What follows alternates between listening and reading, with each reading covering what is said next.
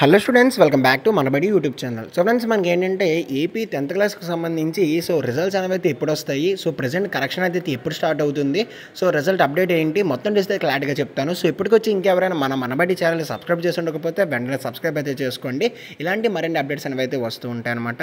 ఇంకా టాపిక్లో వచ్చేస్తే ఏపీలో 10th క్లాస్కి సంబంధించి ఎగ్జామ్స్ అనేవి అయితే కంప్లీట్ అయిపోయాయి కదా.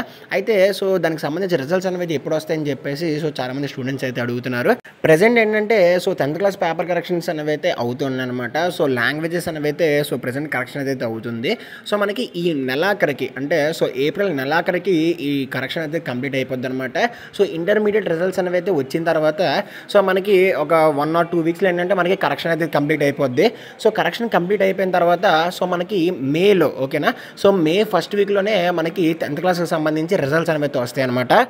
పేపర్ కరెక్షన్ అయితే మనకి 35 మార్క్స్ కాబట్టి పాస్ మార్క్.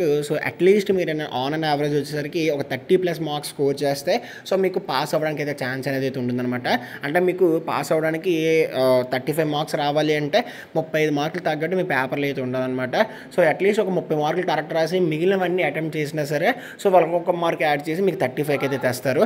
అంతే తప్ప 20 మార్కులకి 25 మార్కులకి వస్తే వాళ్ళైతే ఏం చేయలేరనమాట. అంటే కరెక్షన్ అయితే లాస్ట్ ఇయర్స్తో పోల్చుకుంటే ఈ ఇయర్ అయితే బాగానే చేస్తారు. అండ్ ప్రెజర్ అనేది ఎక్కువ ఉండదు. ఇంటర్మీడియట్ వాళ్ళతో పోల్చుకుంటే ప్రెజర్ తక్కువ ఉంటుంది కాబట్టి కరెక్షన్ అయితే బాగా చేస్తారు. కాబట్టి అది మనకి మే ఫస్ట్ వీక్లో రిజల్ట్స్ అనేవి అయితే వస్తాయి. వీడియో ఖచ్చితంగా లైక్ అయితే చేయండి. ఇలాంటి మన వీడియో కోసం మన ఛానల్ సబ్స్క్రైబ్ చేసుకోండి.